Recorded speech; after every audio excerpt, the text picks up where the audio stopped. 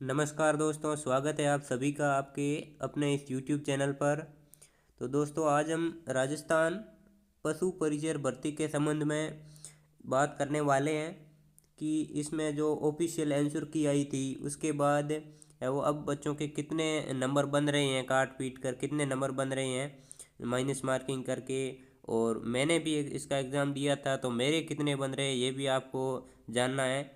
तो और मैंने कौन कौन से जो प्रश्न थे जो मुझे डाउट वाले लग रहे थे उन पर आपत्ति लगाई है, ये भी हम लोग आगे देखने वाले हैं। साथ साथ आप भी बताइए कि आपके कितने हैं वो नंबर बन रहे हैं और आपने किन प्रश्नों पर ऑब्जेक्शन लगाया है, ये भी आप कमेंट बॉक्स में बता दीजिए।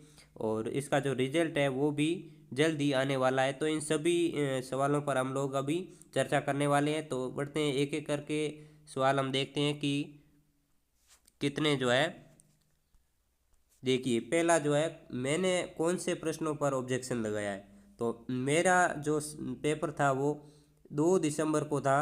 2 दिसंबर को थर्ड थर्ड जो शिफ्ट थी 2 दिसंबर को पहली पारी में था, यानी कि मॉर्निंग शिफ्ट में था। यानी कि जो थर्ड शिफ्ट है उसमें मेरा पेपर था। और इसमें मैंने दो प्रश्नों पर आपत्ति लगाई है। एक तो प्रश्न था कोटा प्रजामंडल की स्थापना वाला।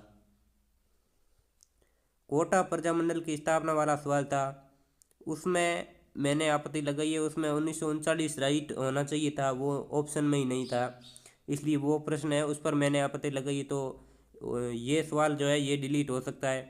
इसके अलावा एक मैंने आपत्ति लगाई थी, वो नस्लों वाला सवाल था कि जो भारतीय मूल की सर्वाधिक दूध देने वाली गाय की नस्ल है उसका नाम बताना था। तो उसमें साहीवाल राइट था, लेकिन बोर्ड ने सिंधी मान रखा था। साहीवाल है वो इसमें राइट था। तो ये इन दोनों प्रश्नों पर मैंने आपत्ति लगाई है। तो आपने किन किन प्रश्नों पर आपत्ति लगाई है आप भी कमेंट बॉक्स में बता दीजिए। अब आगे हम देखते हैं कि जो आंसर की आई है उसके बाद कितनी है वो कट ऑफ रह सकती है अनुमानित। तो ये हम अभी देखते हैं।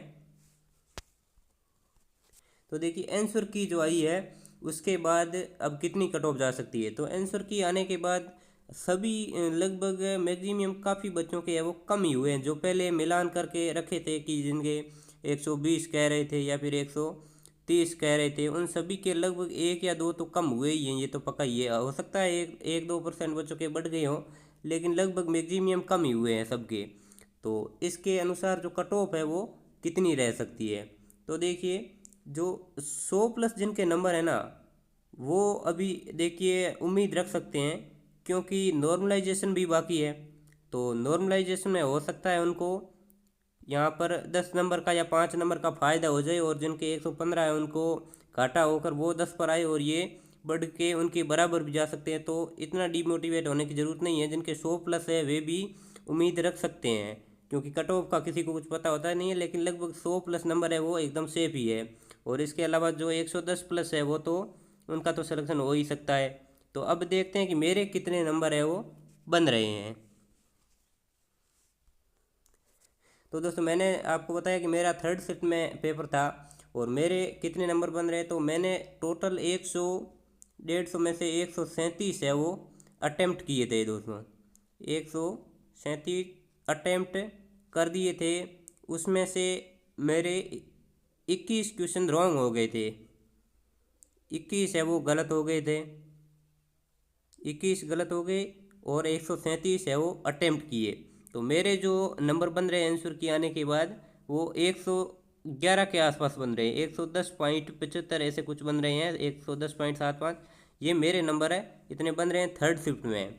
आप बता दीजिए कि मेरा हो सकता है या नहीं, आप कमेंट बॉक्स में बता दीजिए। और साथ ही अपने नंबर भी बता दीजिए कि आपके कितने बन रहे हैं, ये भी आप बता दीजिए। अब देखते हैं कि इसका रिजल्ट है वो कब जारी हो सकता है। तो रिजल्ट डेट जो कैलेंडर में दी हुई है वो तो है 3 अप्रैल की, 3 अप्रैल 2025 की दी हुई है।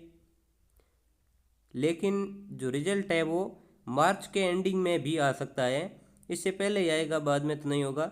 मार्च के एंडिंग में इसका रिजल्ट है वो आ सकता है। ठीक है दोस्तों, तो आप लोग कमेंट करके बता दीजिए कि आपके कितने % सही हो रहे हैं, ताकि मैं हर कमेंट का मैं रिप्लाई दूंगा। तो आप अपने जो आंसर राइट हुए वगैरह आपके जो नंबर आ रहे हैं वो आप लोग कमेंट कर दीजिए दोस्तों। आप लोग कमेंट कर दीजिए, तो मैं भी देख पाऊँ कि आपके कितने नंबर बन रहे हैं।